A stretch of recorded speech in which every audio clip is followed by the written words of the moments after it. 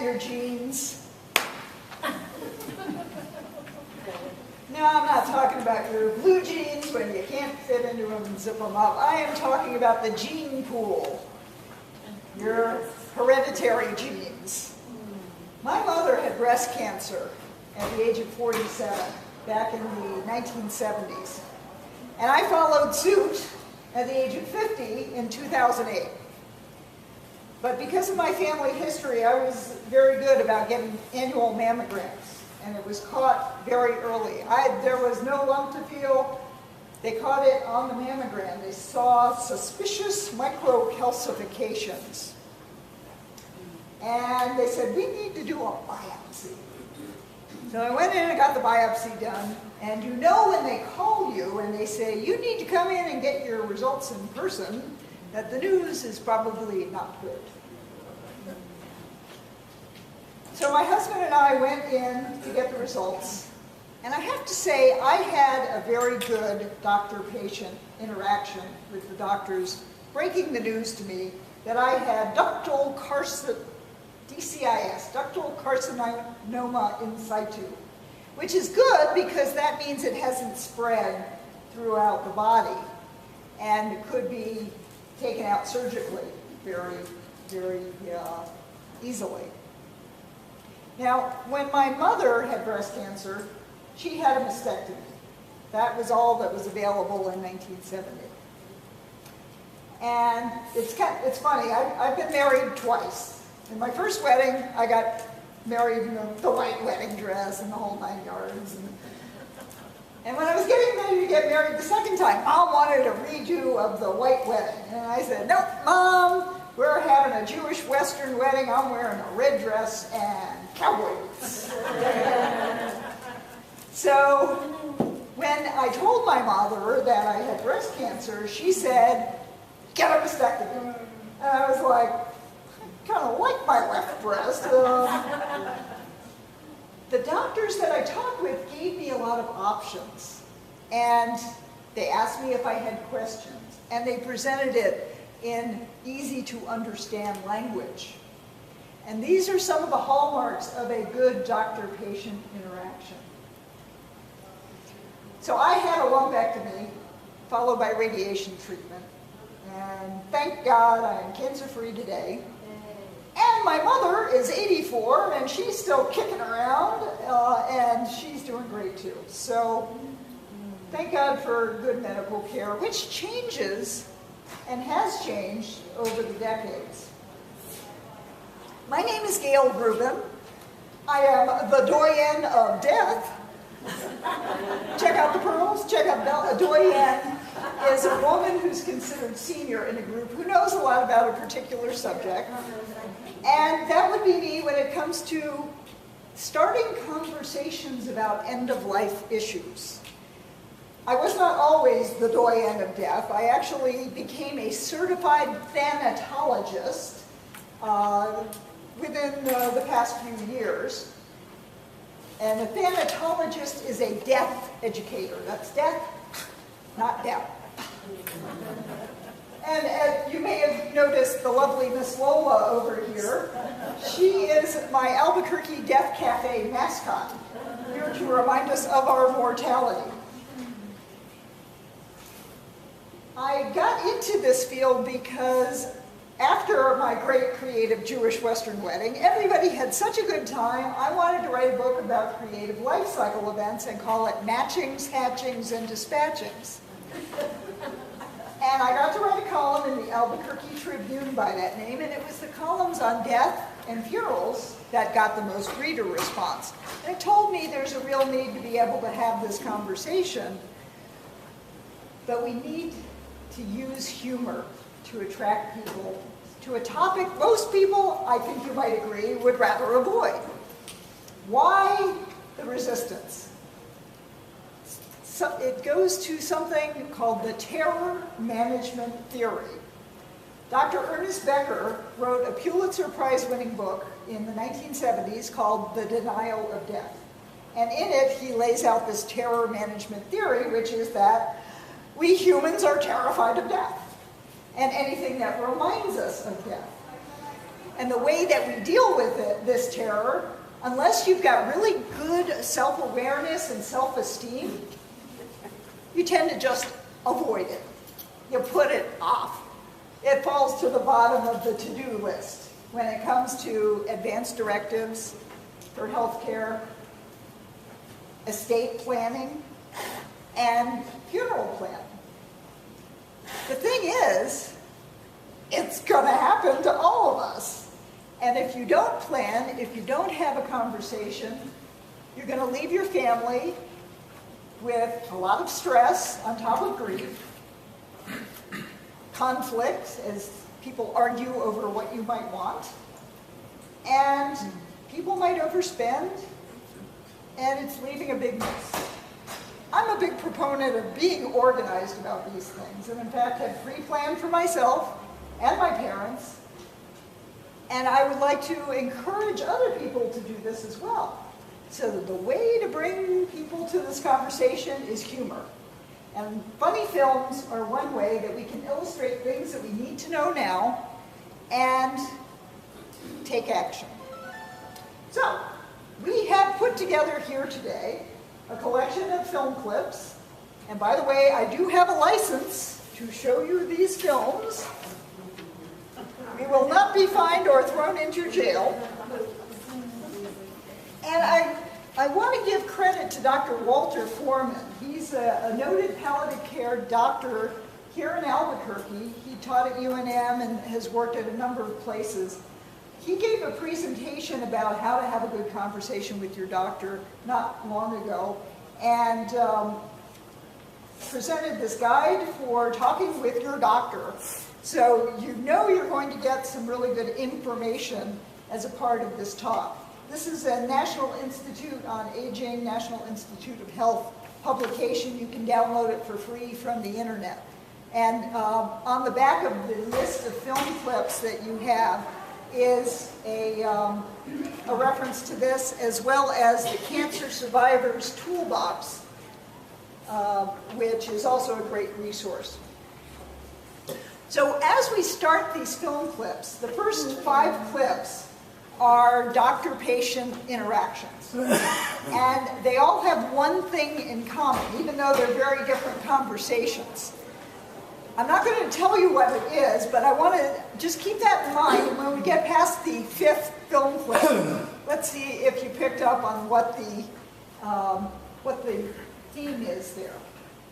So with that, let's start out with our first clip. We're going to see, so these 5 film clips show good interactions and not so good interactions. Our first one, the patient is not listening to the doctor. This is from a Burt Reynolds film called The End, and this is the very beginning of the film. So you'll see what kind of patient this man is.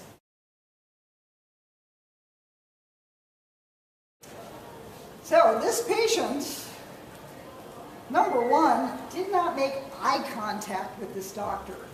It was all about him and his little ego or big ego. The first time he makes eye contact with the doctor is to get a confirmation that, I look good, don't I? And he chooses to look at everything from the most negative level. So as a patient, Burt Reynolds' character is probably not going to be very cooperative when it comes to finding a treatment, seeking out to get the most out of his life, however much lifetime he has left to live. Our next clip is a little different. Patch Adams is a real-life doctor who uses humor and humanity to help treat patients. And this is toward the beginning of the film. The late, great Robin Williams played Patch Adams. So in a way, this film clip is kind of ironic because we've all heard that he committed suicide. And he is playing a character in this movie who has checked himself into a mental hospital because he is, as Patch Adams, having some serious questions and doubts and wondering about his own sanity. However, Is this doctor listening to this patient? Let's watch this scene.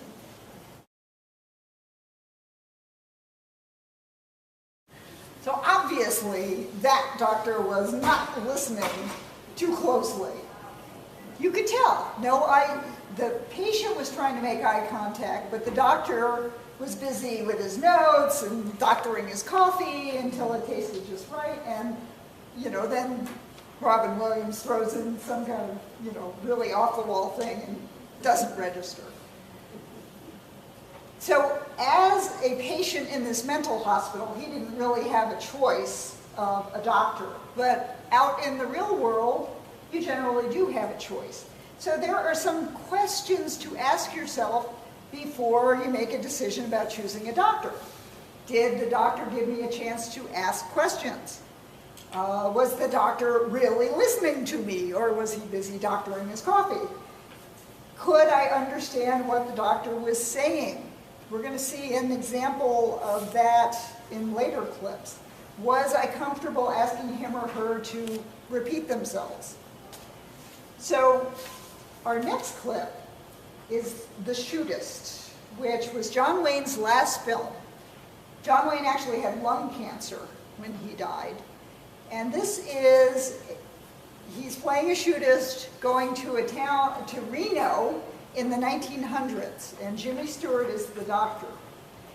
And this is actually a good doctor-patient interaction. But there are some things I want to point out about it once we watch this scene.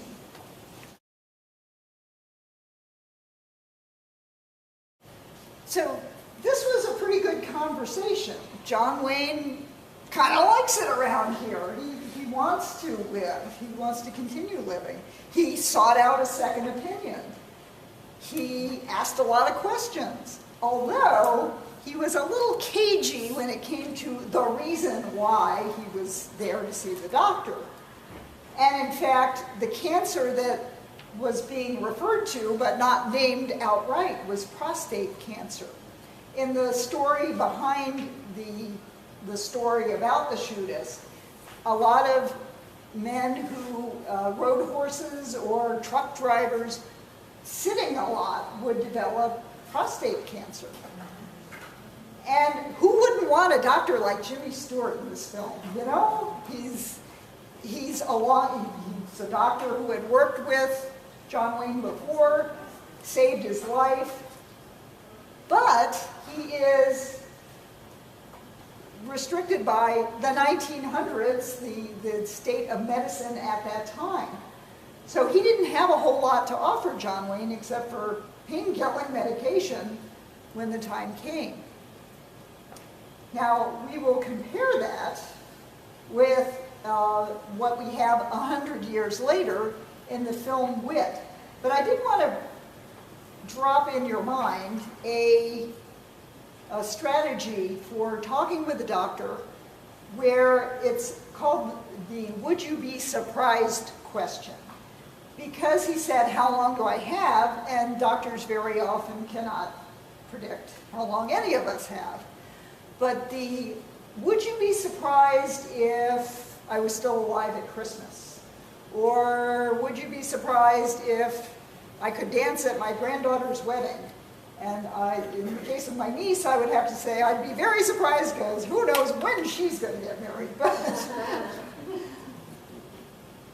So it's a way to give the doctor a way to at least give an indication of what their insights are without saying for sure, you've got this long, because nobody can say you've got this long. So Wit is a Pulitzer Prize-winning play. Emma Thompson is a cancer patient who goes into experimental treatment for stage 4 ovarian cancer. And Christopher Lloyd is the doctor. And this is right from the very opening of the film.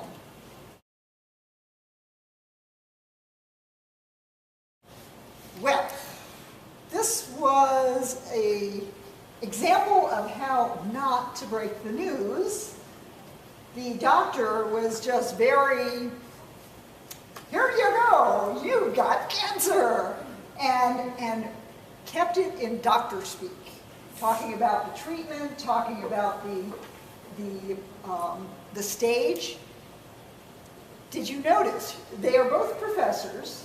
She's a professor of English, though. She is a professor who specializes in the poetry of John Donne, who is the man who wrote, "Ask not for whom the bell tolls, it tolls for thee," which the other part of that poem is, "No man is an island unto himself."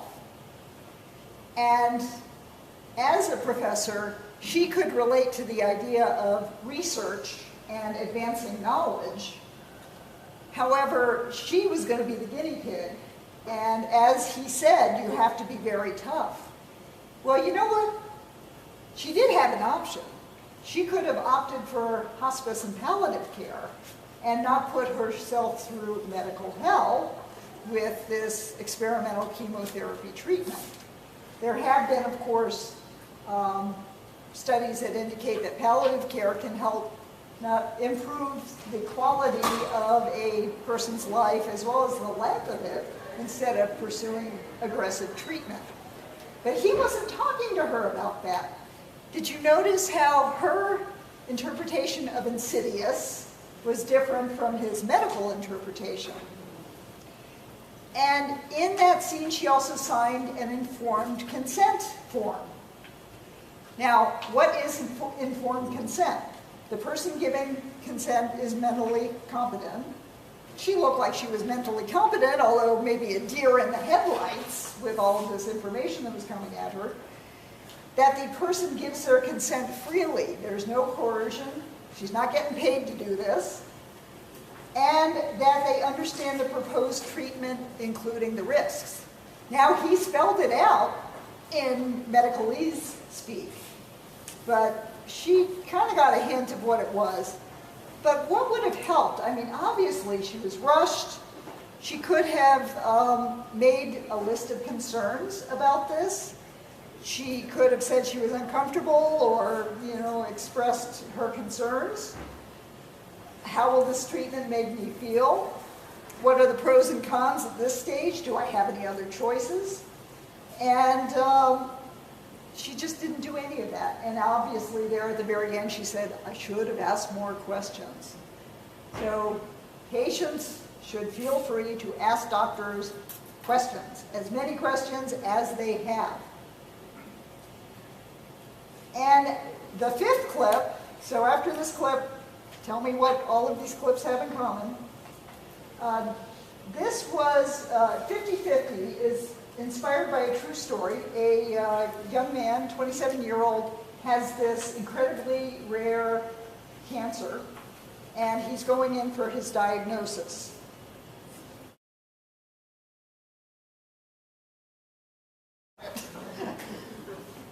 So Adam, the patient, is personable.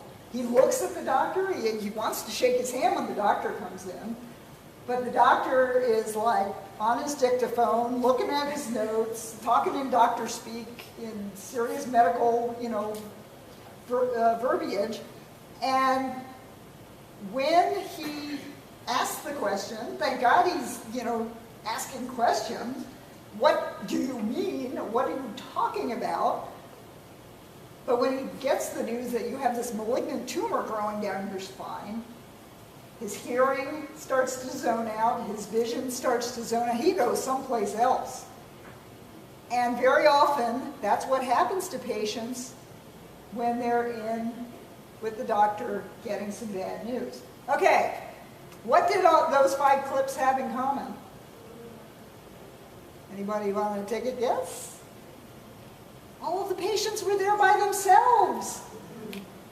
Good Lord, take somebody with you when you go to have a conversation. When I had my cancer diagnosis, my husband was with me, and that's a good thing. You need an extra pair of eyes, an extra pair of ears, somebody who can take notes, because the patient is not going to be able to remember everything that they're told.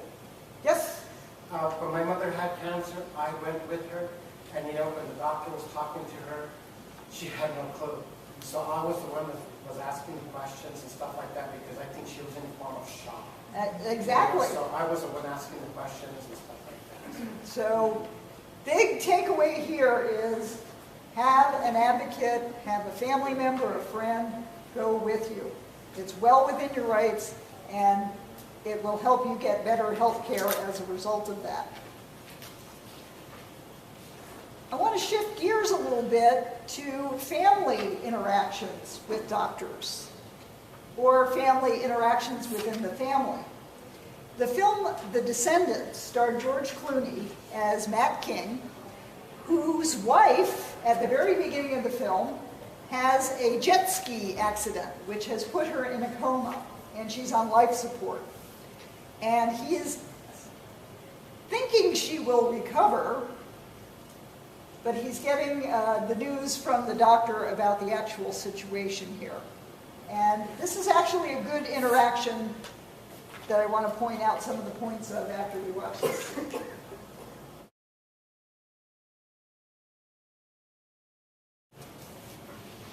This was actually a good interaction. The doctor was solicitous. There was good eye contact. They were leaning in together in this conversation. It was hard news. But he delivered it gently and with empathy. On the other hand, I did want to point out that she had made advanced directives. She had said, I don't want to be on life support with no quality of life. She had said she wants to donate her organs. So at least that planning was in place. Can you imagine his grief and stress on top of not having any direction from her about being kept on machines, being kept alive? So while it was a tough conversation, I think this was a very good conversation that illustrated how an empathetic doctor can deliver some bad news.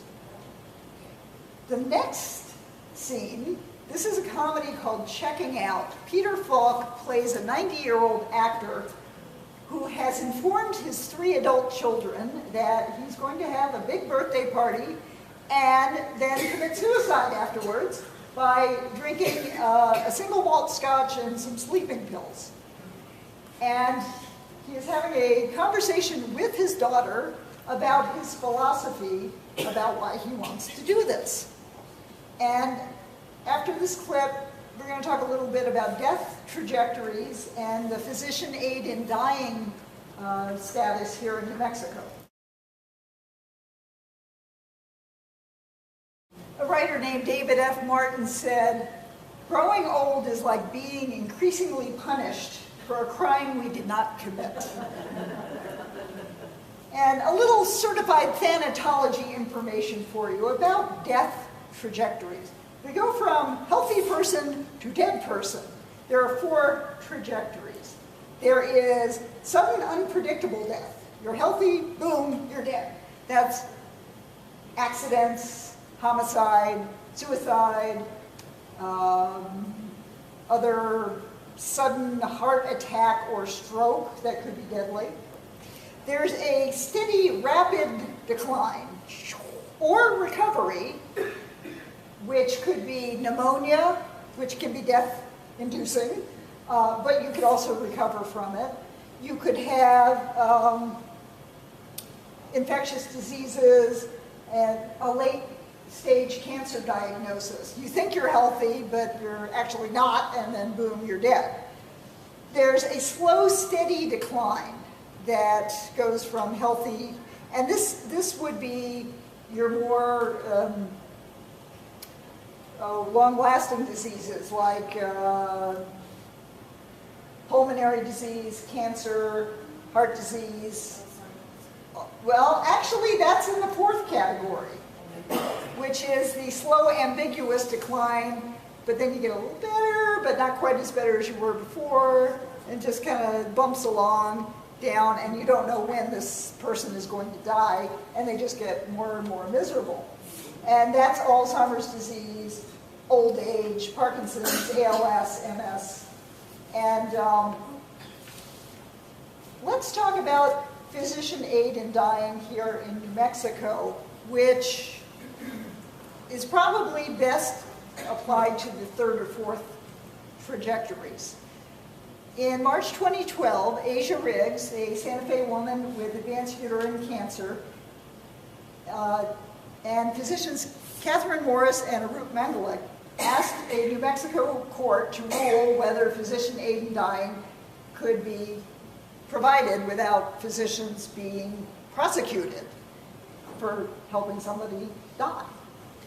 And the judgment that came out on January 13th of this year, 2014, from Judge Nash, it was a landmark that said that basically terminally ill, mentally competent patients do have a fundamental right to aid in dying. So they wouldn't have to suffer like Morris Applebaum is saying, oh, you want me to suffer. So this means that patients in Bernalillo County are free to talk to their physicians about aid in dying, and the physicians would be protected from prosecution. However, Attorney General Gary King, who is running for governor, is appealing this ruling to the Supreme Court, New Mexico Supreme Court. And it will probably take 2 or 3 years before that ruling gets to the Supreme Court. If it's overturned, that means that physicians would not be protected from prosecution. However, if it is confirmed, that means it applies to physicians in the whole state. So it is a landmark case that is still making its way through the legal system at this point. And as of now, there is no order, stay order for doctors to stop talking with their patients about aid in dying that are terminally ill, mentally competent adults. However, the doctors themselves are holding off until they find out if there will be a stay order issued. And Dr. Mangalik is a regular at my Death Cafe conversations. Death Cafes, by the way, are free events. I hold them once a month here in Albuquerque, where people come and talk about what's on their hearts and their minds about mortality issues. And it's a fascinating conversation. It's different every time. I invite you, if you're in the Albuquerque area, to come and attend. And by the way, those drawing slips that are out there, if you add your email, I will add you to the list to get notified about when I'm doing Death Cafes. I've got one scheduled for, I think, the 25th of September, if that's a Saturday, and 27th of October, or maybe it's the 27th of September and the 25th of October. But anyway, at the last Death Cafe, Dr. Mangalik said that doctors have actually surreptitiously been providing aid in dying by, writing out maybe a prescription for 50 Percocet pills and saying, now don't take these all at once or this will kill you. Now that said, yes? I just wondered if that law could possibly be expanded to a family member. A family member. Suicide or assisted aid in dying. Is it just the physician? Right, this particular ruling is just for physicians. And I do have information from Compassion and Choices up here if you wanted to get in touch. They've got counselors who are really good about covering the waterfront on that, a good death. But that said, Morris Applebaum would not benefit from New Mexico's physician aid in dying because he's just old. He doesn't have a terminal illness. Could I ask you to take the collector around and gather up so we can do the drawing at the end of the... Thank you so much.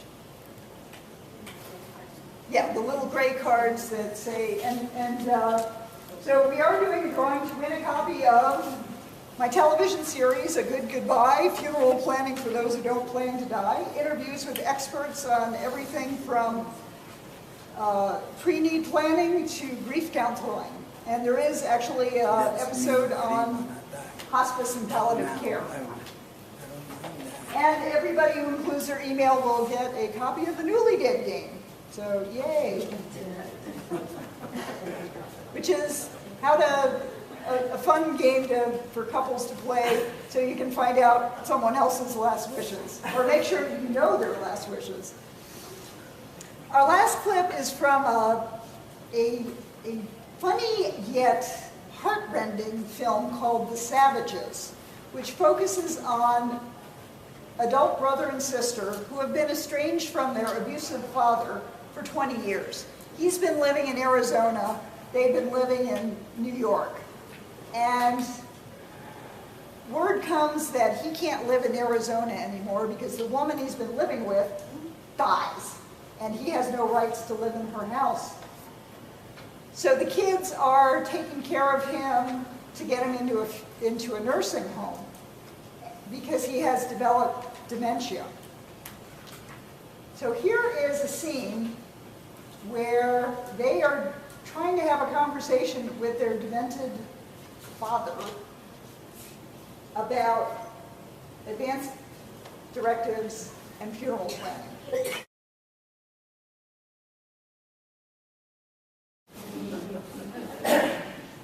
Well, that's a tough conversation to have, and you could tell they were not comfortable with starting that conversation. The brochure that I've attached to the film list is my brochure for a good goodbye funeral planning for those who don't plan to die. I am here to help people start that conversation, get it going, get those plans done. They needed someone like me for this kind of conversation, but this kind of conversation is better done before the parent loses their mind. And this is a very tricky line that people walk. I see some comments here. Yes? You know that's what the hospital want to know now, what the family want to do. Exactly. But again, the sick person, I don't know if they're in the right mind to accept it. And then if we choose for him or her, that's where the family problem starts. Well, and you know, doctors look to the family to make those decisions for a demented patient. Did you have a comment? You look like somebody back there had a comment they wanted to make? No? Okay. This is a conversation best had while people still have their wits about them. So, yeah, don't let time go by. And then another thing, I work in the hospital for EMTs. Not my own family, but other family things. It does come in. Exactly. It's hard to answer or satisfy somebody. And if there is a death in the hospital nurses are going to say, do you want to donate organs? Yeah. And that's another conversation that needs to be had. My 82-year-old father-in-law died in the hospital after 7 weeks of a downhill slide after falling and breaking his hip. And they said, do you want to donate his organs? And like my mother-in-law was like, who would want his old 82-year-old organs? So, no, we did not. So, does anybody have a question? Yes? One quick comment that is available to anybody. If you're dying in New Mexico, you can donate your body in advance to medical school. Yes. You can get it started from right now. But have a plan B because they may be full when you die. That happened to somebody back in July. And there are national services that will do the same thing at no cost to the family. Yeah. And this is free. Yes, yes, exactly. I did have a question about 82-year-old body parts. I don't know what they would have used, but Yeah. they wanted them. There's always research. Yeah, That's yeah. a lot of mine. Yeah. Research, as Vivian Baring said, is Josie Lyons. You win the DVDs! Yay! So I hope on your evaluation forms, put me down as a keynoter. You want to see me do this kind of film clip thing as a keynote? I would love to do that. Yes, ma'am. Two things. I wanted to say in the movie with John Wayne, one thing that happened there is that the doctor was honest. Exactly. it's really difficult for doctors to really give you the honor. When we say, how long do I have? Well, nobody can say, nobody, it's what we want is for someone to tell us the truth. Give us your expert opinion so I can make decisions for myself. And lots of times doctors are not able to do that. And then the second thing is, you referred to a doctor that gave a talk on, you said talking with your doctor. Yes. Walter Foreman, yeah. Walter Foreman? Yeah, Okay. F-O-R-M-A-N, yeah. Okay. Yes, sir. And if you ever have a chance to watch that movie 50-50, because I have that one at the home, and it actually takes you from the very start part he's living his life, when he's told the struggles he has to go through to deal with his cancer and how he comes through. Yes, It's a real good movie. they're all great films, actually, yeah. And about that Jimmy Stewart, John Wayne interaction, one nurse, I gave a talk with that clip to the American Psychosocial Oncology Society, and somebody in the audience said, how could he tell from a visual examination just how far that cancer has spread? But And did you see when he said you have a cancer? a cancer, right, yeah. Not prostate cancer. It was like they weren't talking about breast cancer in 1976 when this film came out. So let me finish with just a little quick joke. A lady is talking with a doctor about her husband. Her husband has been diagnosed with a terminal illness, and she says, "Doctor, you can't tell my husband he's dying. It will kill him."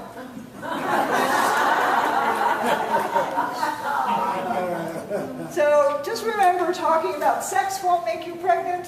Talking about end-of-life issues will not make you dead. Start a conversation today. Your family will thank you.